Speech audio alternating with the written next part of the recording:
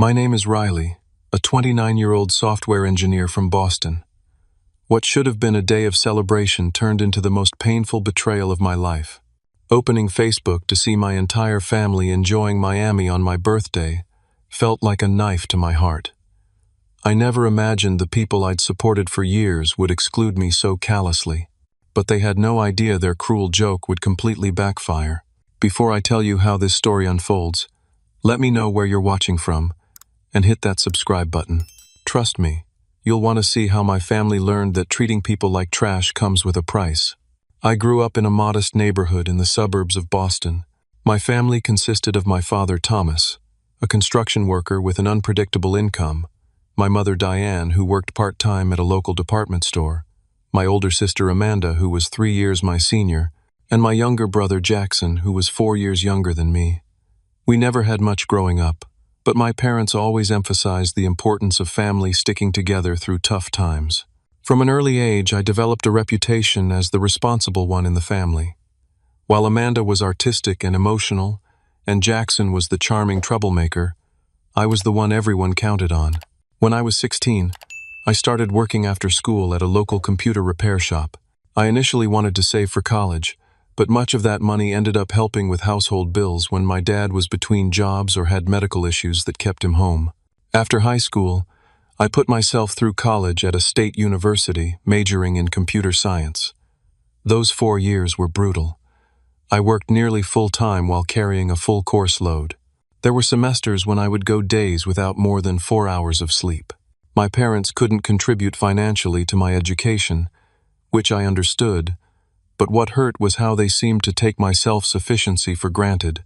When I landed my first job as a junior software engineer at a financial technology company in Boston, my starting salary was more than my parents had ever made combined. I was proud and eager to help improve my family's situation. At first, it was emergency assistance here and there. Dad needed dental work that insurance wouldn't cover. Mom's car broke down and needed expensive repairs.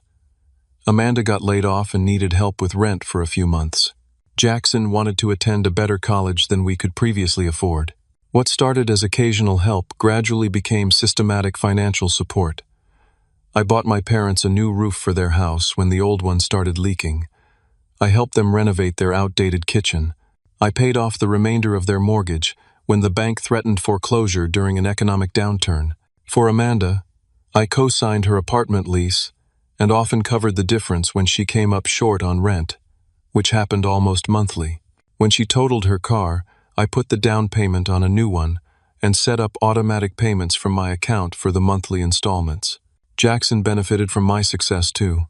I paid a significant portion of his college tuition, covered his textbooks and laptop, and gave him a monthly allowance so he wouldn't have to work while studying like I did. I wanted him to have the college experience I never got to enjoy. All this financial support continued, even as their situations improved. Dad got a supervisor position with better pay and more stability. Mom started working full-time as a department manager. Amanda finally secured a decent-paying job in marketing. Jackson was set to graduate with good prospects in his field. Yet somehow, the financial dependency never decreased. New emergencies, new needs, new wants always seemed to materialize. I didn't mind helping my family. They were my blood, and I loved them. But what bothered me increasingly was the lack of appreciation. Thank yous became rarer. Consideration for my time and feelings seemed almost non-existent. When I couldn't attend a family function because of work demands, I'd be guilted rather than understood. When I suggested they might start taking more financial responsibility as their situations improved, I was made to feel selfish and ungrateful for my own success. Birthdays had always been important in our family. Growing up with limited means, my parents made sure birthdays were special occasions.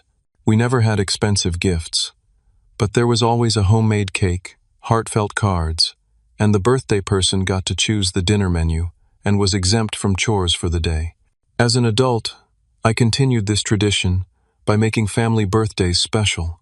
For Dad's 60th, I organized and paid for a surprise party with all his friends and extended family.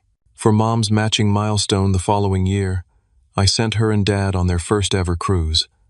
For Amanda's 30th, I gifted her a spa weekend with her friends. For Jackson's 21st, I flew him and 2 friends to Las Vegas for an unforgettable weekend. My birthdays, in contrast, became increasingly underwhelming. Last year, I received a store-bought cake and a gift card to a restaurant chain. The year before, the family had forgotten entirely until I mentioned it casually during a Sunday phone call, which resulted in hastily sent text messages with cake emojis. It hurt, but I buried that hurt beneath rationalizations about how busy everyone was with their own lives. This year, as my 29th birthday approached, I had cautiously brought it up during our monthly family dinner. So, my birthday's coming up in a couple of weeks. I was thinking maybe we could all go to that new steakhouse downtown. My treat, of course. Dad had looked up from his plate. Oh yeah, end of the month, right? Let me check my schedule. He never got back to me. Mom had been more enthusiastic. That sounds lovely, sweetie. I'll make sure everyone keeps that day open. But no concrete plans were made. Amanda had immediately started talking about a work project deadline that might conflict. Jackson had been on his phone the entire conversation. I left that dinner feeling the familiar disappointment, but still hoping they might surprise me with something thoughtful. Maybe they were planning something special and keeping it secret.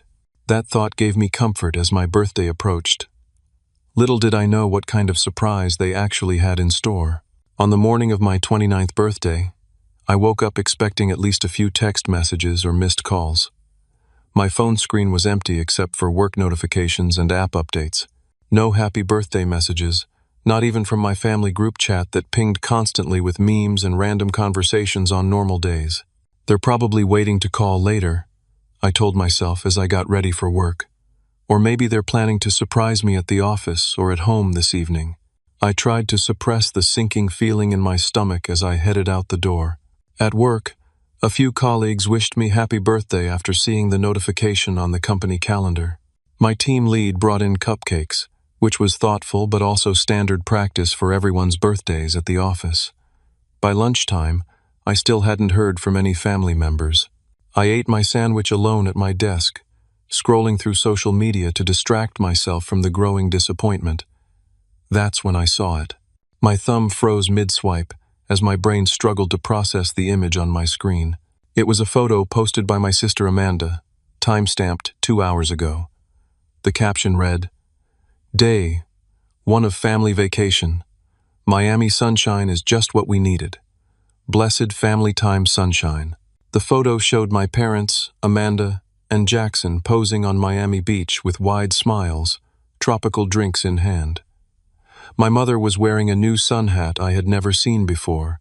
My father had his arm around her shoulders, looking more relaxed than I had seen him in months. Amanda and Jackson were making peace signs at the camera, their skin already taking on the golden glow of a tan. My hands began to shake so badly I had to put my phone down. A wave of nausea hit me as the reality sank in. My entire family had gone on vacation together on my birthday without even telling me, let alone inviting me. I picked up my phone again, hoping there was some explanation. Maybe this was an old photo they were resharing. Maybe it was a quick weekend trip they had planned last minute and would be back for my birthday dinner. But as I scrolled through Amanda's profile, more photos appeared. Instagram stories showing them at the airport early yesterday morning. Check-in posts at a beachfront hotel I recognized as an expensive resort. A group selfie with the caption, "Finally taking that family getaway we've all been needing. 7 days of pure relaxation ahead." 7 days. They had planned this. This wasn't spontaneous. This was a deliberate, coordinated family vacation that excluded only one person, me. My colleague Samantha noticed something was wrong when she stopped by my desk to discuss a project. "Riley, you look like you've seen a ghost. Are you okay?" I couldn't find the words to explain the betrayal I was feeling. How do you tell someone that your entire family decided to fly to Miami on your birthday without you? That they were posting about their wonderful family time while completely ignoring your existence? "I'm not feeling well," I managed to say. "I think I need to go home."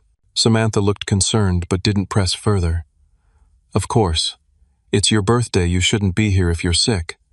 Go home and rest." I packed up my laptop with mechanical movements, my mind still struggling to process what was happening.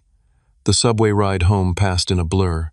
Once inside my apartment, I sank onto my couch and began the masochistic task of scrolling through more photos and posts about their trip. There was my brother Jackson, tagged at a poolside bar. Starting vacation right. No worries, family first. My mother had posted a sunset photo with my father. So grateful for this time away with the people who matter most. Blessed family. The comments under these posts made it even worse. Extended family members and friends asking about their sudden vacation plans. My Aunt Laura asking, "Looks amazing. Was this planned long? So jealous." My father had replied, "Been planning this for months. Needed a real family getaway." Months. They had been planning this for months. Every family dinner, every phone call, every text exchange, they had all known about this trip and deliberately kept it from me. Then came the comments that broke me completely. My cousin Drew had commented on one of the beach photos. "Whole family looks great. Where's Riley?" My mother had responded, "Just us four on this trip. Sometimes you need a break from routine." I was the routine they needed a break from. I, who had given them everything I could, who had supported them financially and emotionally for years, who had never asked for anything in return except basic appreciation and inclusion. I was the one they needed a break from. The physical pain of this realization was overwhelming. My chest felt tight, my breathing shallow. Tears burned in my eyes but wouldn't fall, as if even my body was too shocked to react normally. I sat there, scrolling through more evidence of their betrayal, watching as they enjoyed the sun and sea on my dime, because I knew with absolute certainty that this trip had been funded at least partially by my financial support. As the afternoon wore on, more photos appeared.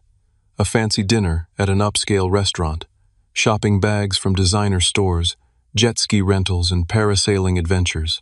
All expensive activities that I suspected were possible because of the money I regularly provided to each of them.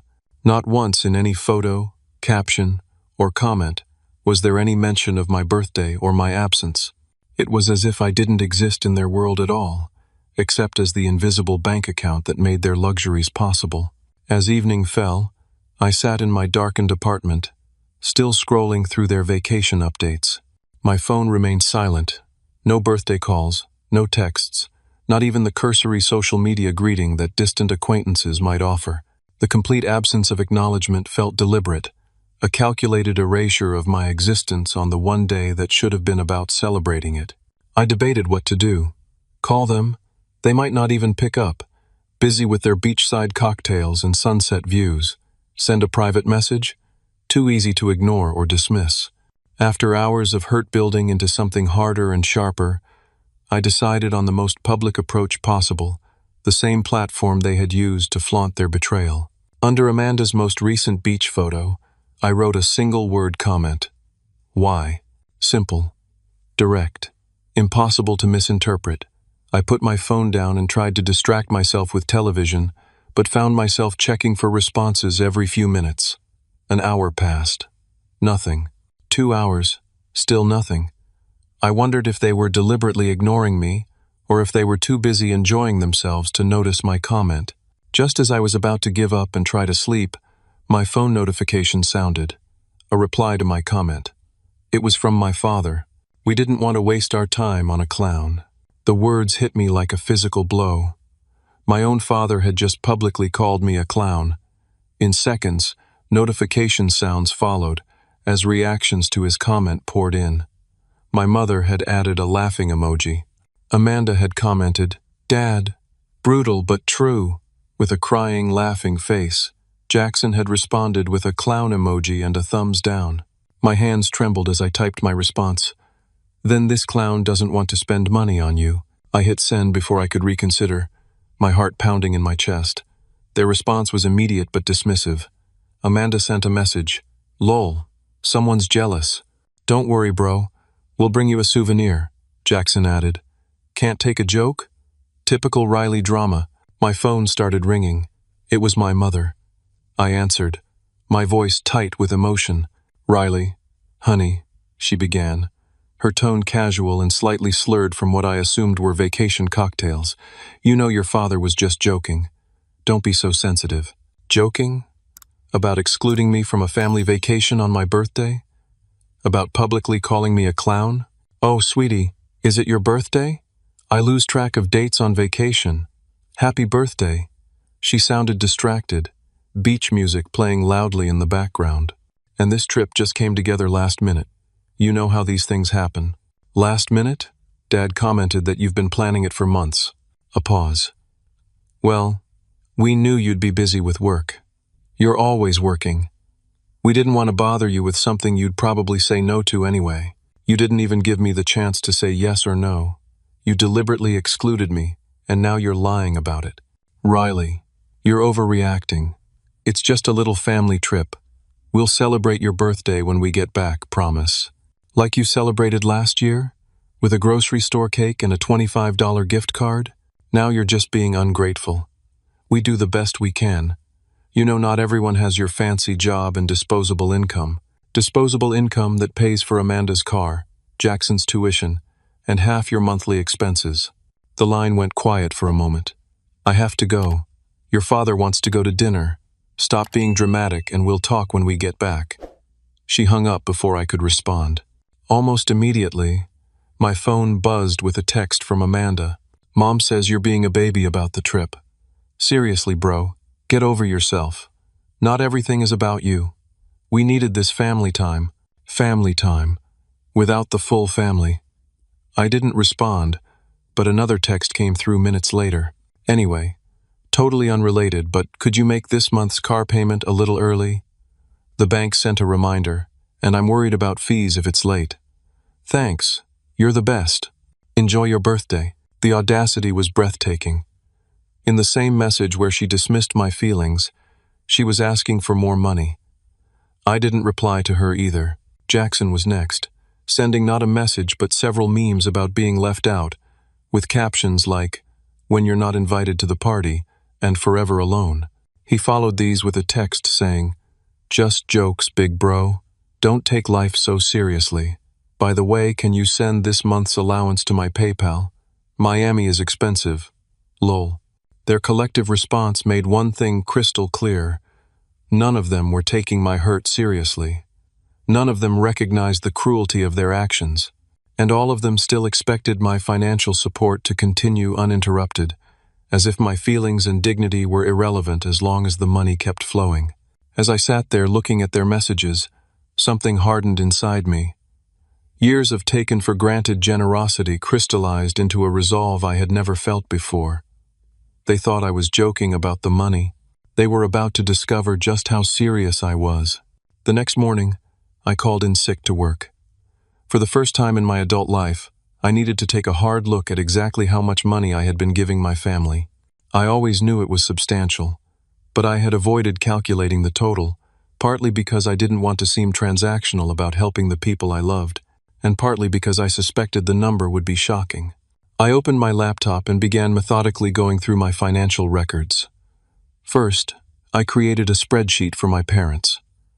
Over the past 5 years, I had paid for a new roof for their house, $15,000, kitchen renovation, $22,000, bathroom updates, $8,000, medical bills not covered by insurance, approximately $12,000, monthly loans that were never repaid, averaging $600 per month for 5 years, $36,000.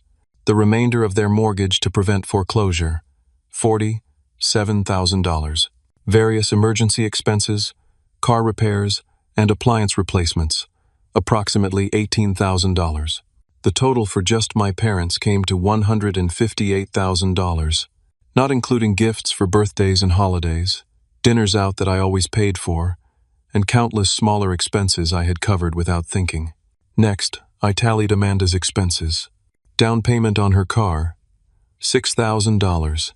Monthly car payments for 3 years, $16,000.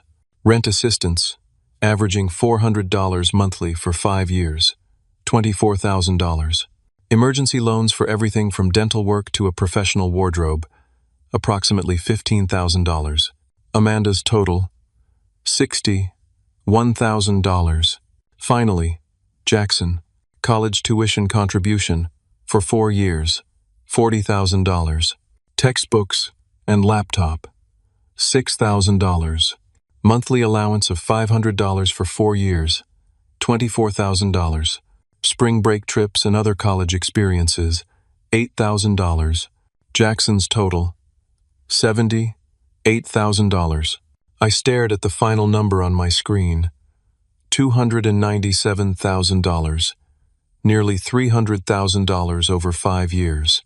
Money that could have gone toward buying my own home instead of renting, investing for my future, or simply enjoying the fruits of my hard work. The revelation left me breathless. I had known it was a lot, but seeing the actual figure was staggering. What was even more staggering was realizing how little appreciation or respect I had received in return. My 29th birthday spent alone while they vacationed in Miami was the perfect symbol of our relationship dynamic. I took a deep breath and began making phone calls. First to my bank, where I canceled all automatic transfers to my family members' accounts. The customer service representative asked if there was a problem with the transfers. "No problem," I replied, my voice steadier than I expected. "I'm just ending these payments permanently." Next, I called the financing company for Amanda's car. I explained that I would no longer be making payments on the vehicle. The representative warned me that as co-signer, my credit could be affected if payments weren't made. "I understand," I said. "Please note in your system that I've given notice and will not be responsible for further payments." For Jackson's tuition assistance, I logged into the university payment portal and removed my credit card information. For the monthly allowance I sent him, I canceled the recurring PayPal transfer. Each action felt simultaneously painful and liberating. These were people I loved, people I had wanted to support and see thrive, but they had shown me clearly that they didn't value me as a family member, only as a financial resource. As I made these changes, text notifications began appearing on my phone. Automated messages from banks about canceled transfers, payment reminders for accounts I had just removed myself from. I muted them all. Let the consequences unfold without my immediate attention. That evening, I drafted an email to my supervisor, explaining that I needed to take a few personal days. I had accumulated weeks of unused vacation time over the years, always too dedicated to my work to take more than the occasional long weekend. Now I would use some of that time to process this fundamental shift in my life and prepare for the inevitable confrontation with my family. The next few days passed in a strange, quiet limbo. My family was still in Miami, apparently unaware of the financial changes I had implemented. I used the time to consult with a financial advisor about better managing my money going forward and spoke with a therapist who specialized in family dynamics to help process my feelings of betrayal and establish healthier boundaries. From an early age, I developed a reputation as the responsible one in the family. While Amanda was artistic and emotional, and Jackson was the charming troublemaker, I was the one everyone counted on. When I was 16, I started working after school at a local computer repair shop. I initially wanted to save for college, but much of that money ended up helping with household bills when my dad was between jobs or had medical issues that kept him home. By the 5th day after my birthday, I felt stronger and clearer about my path forward. I would not resume financial support unless there were genuine consequences and changes in our relationship. I would require respect and consideration as a condition of any future assistance, and I would need sincere acknowledgement of how deeply their actions had hurt me. Little did I know that while I was making these resolutions, the first financial dominoes were already beginning to fall in Miami. The vacation bliss was about to come to an abrupt end. My family's 7-day Miami vacation continued without interruption. Their social media feeds a constant stream of beach photos, fancy dinners, and tourist activities. Not once did any of them mention my birthday again or express any regret about their hurtful comments. As far as they were concerned, the minor drama had been resolved, and everything could continue as normal. The therapist helped me see that my generosity had inadvertently enabled my family's entitled behavior. By always being the financial safety net, I had allowed them to avoid responsibility for their choices and never develop appreciation for my contributions. It was a painful realization, but also an empowering one. I couldn't change their behavior, but I could change mine. No such messages came, likely because they were still upset about my comment and expected me to apologize first. They returned from Miami on a Sunday evening. I knew this because Jackson posted a obligatory back-to-reality airport selfie. I expected to hear from at least one of them that night, or the next morning, if only to resume the usual pattern of financial requests. But Monday passed in silence. No calls, no texts.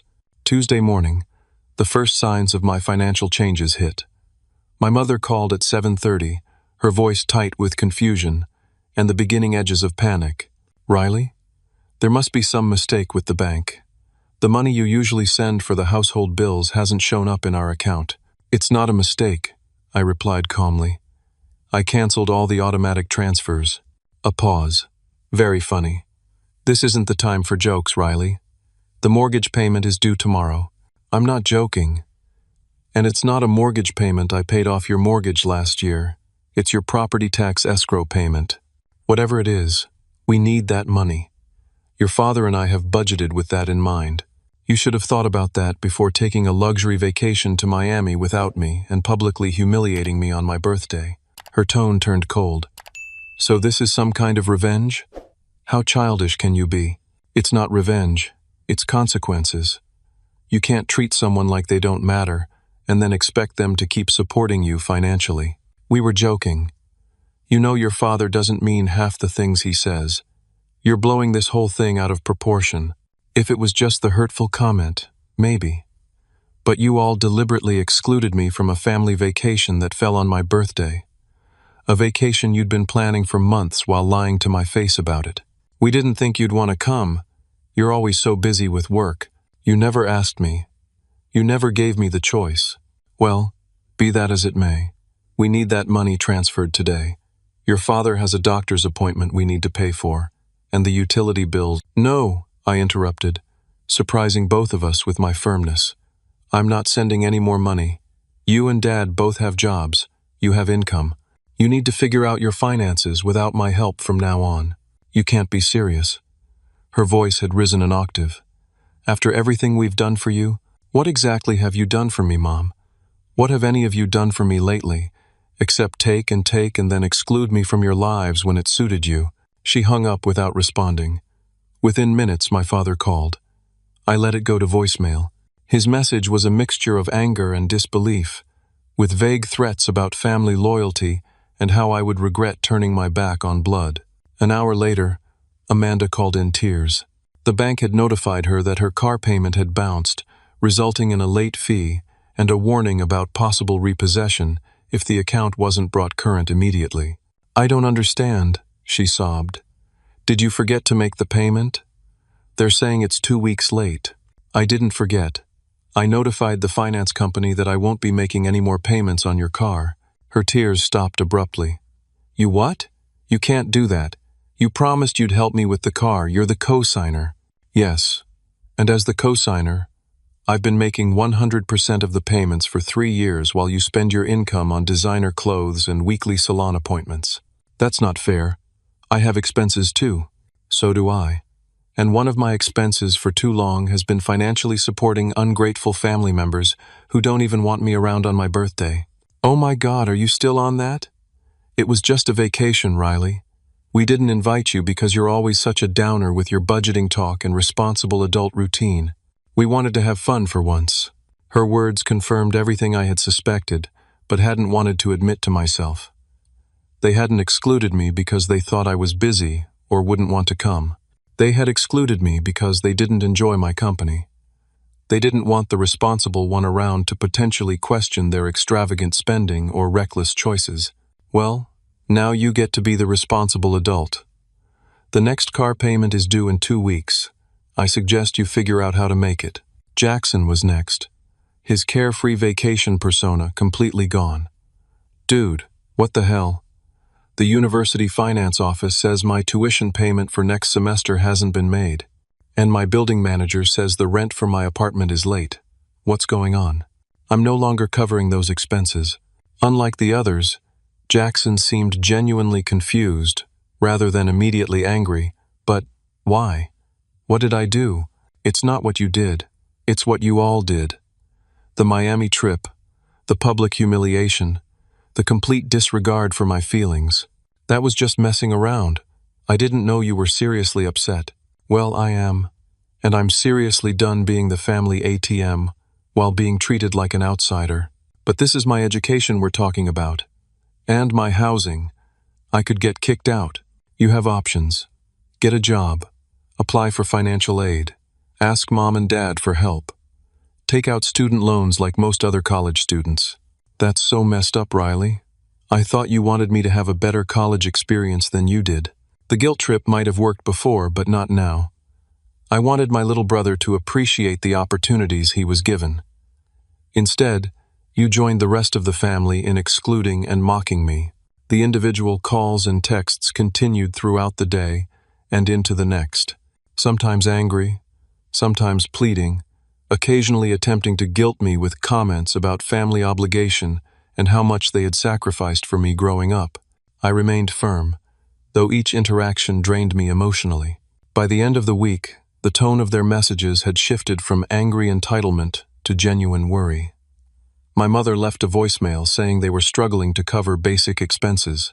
Amanda texted that she had received a formal warning from the auto finance company. Jackson sent a screenshot of an email from his university about his enrollment status being in jeopardy due to unpaid fees. 9 days after they had returned from Miami, I received a call from my father. His voice, normally confident and often dismissive, sounded shaken. "Riley, we need to talk. All of us. Face to face. This has gone far enough." "I agree," I said, surprising him with my calm agreement. "Tomorrow evening at your house, 7 o'clock. We'll be here," he replied, an unusual note of humility in his tone. "And Riley, we should have handled things differently, with your birthday and all." It wasn't quite an apology, but coming from my proud father, it was the closest thing I'd heard in years. I ended the call feeling both apprehensive and resolute about the confrontation to come. I arrived at my parents' house at exactly 7 o'clock the next evening, a thick folder of financial documents under my arm. From the driveway, I could see all the lights on inside and silhouettes moving around the living room. My family was already assembled, waiting for me. Taking a deep breath, I walked up to the front door, a door I had helped pay to replace 3 years ago when a storm had damaged the original. Instead of using my key as I normally would, I rang the doorbell. This wasn't a casual family visit. This was a reckoning. My mother opened the door, her expression a complex mixture of relief, wariness, and lingering indignation. "Riley, come in." No hug, no warm greeting. The tension was palpable. In the living room, my father sat in his favorite recliner, his posture rigid and defensive. Amanda occupied one end of the couch, her eyes red from crying. Jackson paced near the window, looking more like a trapped animal than the carefree college student he usually portrayed. All of them watched me enter with a combination of resentment and desperation. "So, my father began before I had even sat down. This little financial tantrum of yours has gone far enough. It's time to be an adult about this." I remained standing, calmly meeting his gaze. "I agree completely. It's time for everyone in this room to be adults. That's why I'm here." I placed the folder on the coffee table and sat in the armchair opposite my father, opening the cover to reveal the meticulously organized financial records I had compiled. Before we talk about moving forward, I think we need to acknowledge the reality of our family dynamic up to this point. I pulled out the first page, a summary sheet with all the totals clearly displayed. In the past 5 years, I have given this family $297,000. The number hung in the air. My mother gasped audibly. Amanda looked away. Jackson stopped pacing. "That doesn't include birthday gifts, holiday presents, dinners out, or the countless small expenses I've covered without thinking twice." I passed copies of the detailed breakdown to each of them. These pages show exactly how that money was distributed. My father glanced at his sheet, then tossed it aside. "Nobody asked you to do all that. You offered. You can't hold your generosity over our heads when it was freely given." "You're right," I conceded. "I offered because I love you all and wanted to help. But at what point did my generosity become an expectation rather than a gift? At what point did I transition from valued family member to convenient bank account? That's not fair, my mother interjected. We appreciate everything you've done for us. Do you? When was the last time any of you thanked me without immediately following it with another request? When was the last time any of you showed the same level of consideration for me that I've consistently shown for all of you? Amanda wiped away a tear. We say thank you all the time. Thank you for the money, yes. But what about respecting me as a person? Including me in family plans? Remembering my birthday without me having to remind you? Jackson had picked up his financial sheet and was staring at it, his face pale. I had no idea it was this much, he said quietly. I never added it all up. Neither did I admitted. Not until last week. But this isn't actually about the money. It's about what the money represents. It represents years of me putting this family first, often at the expense of my own needs and goals. And in return, I got excluded from a family vacation that happened to fall on my birthday. I got publicly mocked by my own father and siblings. I got dismissed when I expressed hurt over these actions. My father shifted uncomfortably in his chair. It was just a joke that went too far. We didn't think you'd take it so seriously. Would you have made the same joke to Amanda? To Jackson? Or is it only acceptable to mock me because I'm the one who pays for everything? No one answered. I continued, my voice steady despite the emotion building inside me. The Miami trip was just the final straw. For years I've been feeling increasingly taken for granted. My birthdays get forgotten or minimally acknowledged, while I go all out for each of yours. My time is considered less valuable than anyone else's. My feelings are dismissed as oversensitivity whenever I express hurt. My mother had tears in her eyes now. We never meant to make you feel unappreciated, Riley. You're so capable, so self-sufficient. Sometimes we forget that you need recognition and consideration too. That's the problem. You forget I'm a person with feelings, not just a financial resource.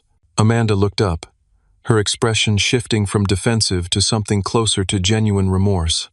I didn't realize how much I've been relying on you. The car, the rent help, it just became normal. I stopped even thinking about what it meant for you. And did you think about me at all when planning the Miami trip? Did any of you consider how it would feel for me to discover through Facebook that my entire family had gone on vacation without me? Jackson spoke up. We talked about inviting you, actually. But Dad said, Jackson, my father warned. But it was too late. Dad said what? I pressed. Jackson looked between our father and me, then continued reluctantly. Dad said you'd probably just complain about the expense and ruin everyone's fun. That you were turning into a killjoy with all your responsibility talks. The truth hurt, but it also confirmed what I had suspected. I turned to my father. So I'm good enough to pay for your lifestyle but not good enough to vacation with?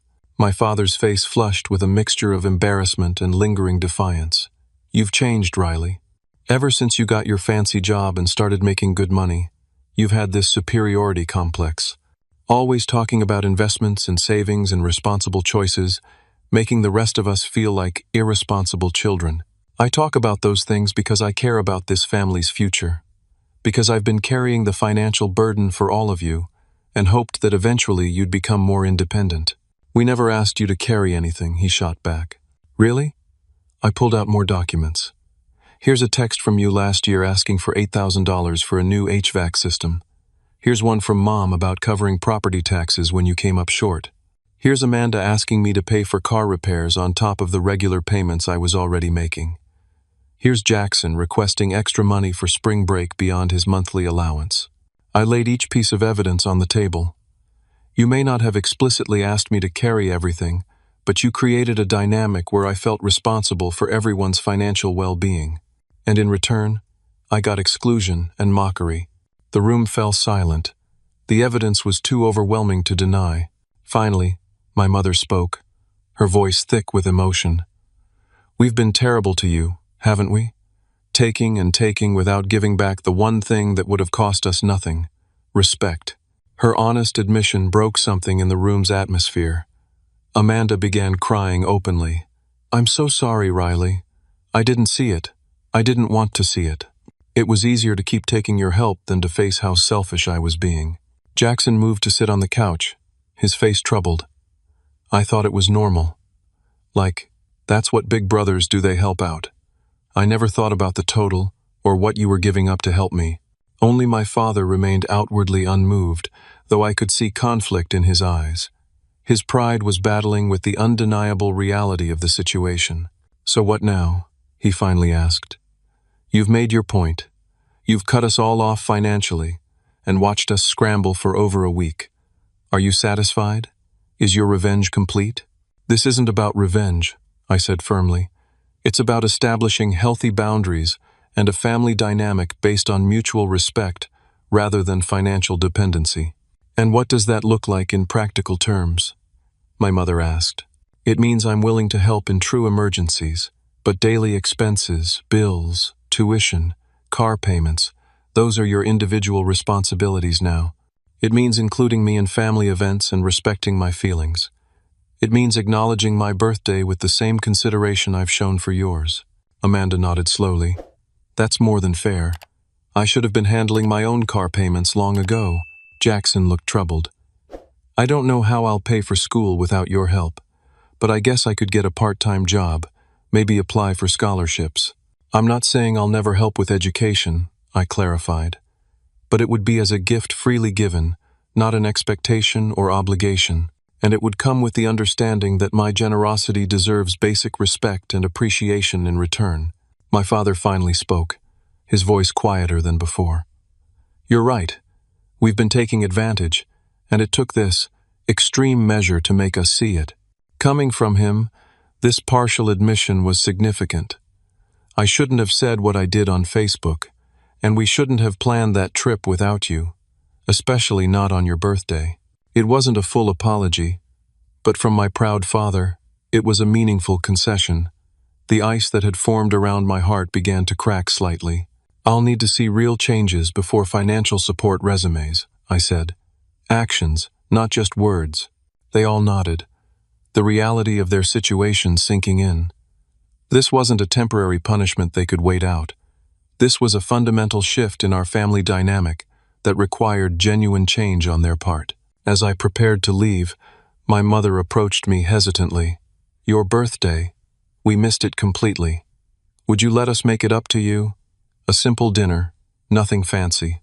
Just family time where we can start rebuilding. I considered her offer. Maybe. Let me think about it. I wasn't ready to jump back into normalcy, but I was willing to leave the door open for healing. I walked out of their house that evening, feeling emotionally drained but also lighter, as if I had put down a burden I'd been carrying for years. The road ahead would be complicated and probably painful at times, but for the first time, I felt like my family might be seeing me, really seeing me as a person worthy of respect, rather than just a convenient financial resource. The weeks following our confrontation were difficult for everyone involved. My family had to quickly adjust to financial reality without my support, and I had to process years of built-up resentment and hurt while resisting the urge to swoop in and rescue them when they struggled. It would have been easier in the short term to fall back into old patterns, but I knew that would only perpetuate the unhealthy dynamic we'd established. For the first time in my adult life, I focused entirely on myself. I consulted a therapist who specialized in family dynamics, who helped me understand that my enabling behavior had contributed to the problem. By always being the financial safety net, I had inadvertently encouraged dependency and entitlement. Breaking that cycle was painful but necessary for everyone's growth. My father was initially the most resistant to our new reality. His pride made it difficult for him to admit his role in the breakdown of our relationship. 2 weeks after our confrontation, he called me with news that their water heater had broken. It's going to cost $2,000 to replace, he said, the request implicit in his tone. That's unfortunate, I replied. Have you checked if your home warranty covers it? A pause. You know we don't have one of those. You might want to look into getting one. They're helpful for these kinds of emergencies. In the meantime, most plumbing companies offer financing options. The conversation was awkward, but it was a necessary boundary. Later that week, my mother told me they had found a reasonably priced plumber who allowed them to pay in installments. My father had picked up weekend work to cover the extra expense. It wasn't easy for them, but they were adapting. Amanda surprised me the most with her response to the new boundaries. After the initial shock and resentment wore off, she approached her situation with unexpected maturity.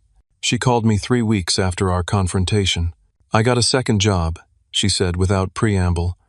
"Evenings and weekends at a retail store. It's not glamorous, but between that and cutting back on some expenses, I can make my car payment.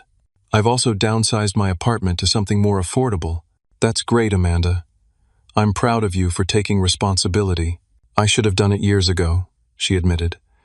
"It was just so easy to let you handle everything. But it feels good, you know? Paying my own way." I never thought I'd say that, but it does. Her words warmed something inside me. Perhaps this difficult lesson was exactly what she had needed. Jackson faced the most immediate consequences, with his university threatening to cancel his enrollment due to unpaid fees. He called me in panic mode the day he received the final notice. "I don't know what to do, Riley. I've applied for emergency financial aid, but it won't come through in time. I could lose my spot and have to reapply." I listened to his genuine distress, considering my response carefully. "Have you looked into student loans? Most of your classmates are financing their education that way." I started the application, but it won't be processed for weeks. The deadline is in 3 days. I could hear the fear in his voice. Fear of losing the future he had envisioned for himself. Unlike my parents and Amanda, Jackson was still in the formative stages of his adult life. The consequences of interrupted education could have long-lasting effects. After careful thought, I made a decision that balanced my new boundaries with compassion. "I'll pay this semester's tuition as a one-time bridge while you get your financial aid and loans in order. But going forward, you need a sustainable plan that doesn't rely on me." His relief was palpable. "Thank you. Seriously, Riley, I won't take it for granted. I've already lined up a campus job for 20 hours a week, and I'm looking at scholarship options for next semester." "That's good to hear. And Jackson? I'm doing this because I believe in your potential, and your education is important. Not because I'm obligated to, or because you're entitled to it." "I understand," he said, and for the first time I believed he truly did. My mother reached out regularly, making awkward but genuine attempts to repair our relationship. She asked about my work, my friends, my interests, topics that had rarely been the focus of our conversations before. Sometimes she would call just to share a memory from my childhood or tell me she was thinking of me. Small gestures, but meaningful ones that required no financial component. A month after the confrontation, she invited me to Sunday dinner again. "Nothing fancy," she assured me. "Just family time. No agenda, no requests. We just miss you." I accepted with cautious optimism. The dinner was indeed simple, a homemade meal rather than the expensive takeout they used to order on my dime. The conversation was sometimes strained, old patterns trying to reassert themselves, but there was also a new awareness. When my father started complaining about a costly car repair, he caught himself and changed the subject. When Amanda mentioned a concert she wanted to attend, she quickly added that she was saving up for the tickets herself. These small changes indicated that they were trying, really trying, to see me as more than a financial resource. It wasn't perfect, and there were backslides and difficult moments, but it was progress. 2 months after the Miami incident, my family surprised me with a belated birthday celebration. They picked a restaurant within their budget, not the expensive venues I usually funded. My father had made a handmade card, something I hadn't received from him since childhood. Amanda had framed a photo of us from years ago, before money had complicated our relationship. Jackson had written me a heartfelt letter about how my support had changed his life, and how he was working to become more self-reliant. As we sat there sharing a meal and genuine conversation, I felt something healing inside me. The hurt wasn't completely gone, but it was being gradually replaced by cautious hope. My family was learning to value me for who I was, not what I could provide financially. And I was learning that sometimes the most caring thing you can do for someone is to let them face the consequences of their actions and grow from the experience. In the months that followed, our family dynamic continued to evolve. There were difficult conversations, occasional resentments, and financial struggles as they adjusted to their new reality. But there were also moments of genuine connection and respect that had been missing for years. I maintained my boundaries firmly but compassionately. When true emergencies arose, I sometimes chose to help, but always as a conscious choice rather than an obligation or expectation. The difference was subtle but profound both for me and for them. My 30th birthday approached with a mixture of anticipation and apprehension. Would they remember without prompting? Would we fall back into old patterns? To my surprise and joy, they planned a thoughtful celebration that reflected our new relationship. It wasn't lavish or expensive, but it was sincere and focused on connection rather than material aspects. As I blew out the candles on a homemade cake, my favorite flavor, which they had actually remembered, I realized that the painful lesson of my 29th birthday had ultimately given me the greatest gift possible, a family that valued me for myself, not my wallet. The journey hadn't been easy, and we still had work to do, but we were building something healthier and more authentic than what we had before. I had learned that true family values respect and appreciation, not financial support. Setting boundaries, though initially painful, ultimately creates healthier relationships for everyone involved. Sometimes the most loving thing you can do is stand firm and require others to take responsibility for themselves. What began as a story of betrayal had transformed into one of growth and renewed connection. My family learned that treating people like commodities eventually backfires, and I learned that enabling harmful behavior isn't actually helping anyone. True love sometimes means having the courage to say no and demand the respect you deserve. Looking back now, I can almost be grateful for that Miami trip and Facebook revelation. Without that painful catalyst, we might have continued our unhealthy patterns indefinitely. Sometimes it takes hitting bottom to start building something better. Have you ever had to set difficult boundaries with people you love? How did you find the courage to stand firm when they pushed back? Let me know in the comments below. And if this story resonated with you, please hit that like button and subscribe to hear more stories about navigating complex family dynamics and finding your worth. Remember, sometimes the most powerful word in the English language is simply no. Thank you for listening, and may you find the strength to establish the boundaries you deserve in your own relationships.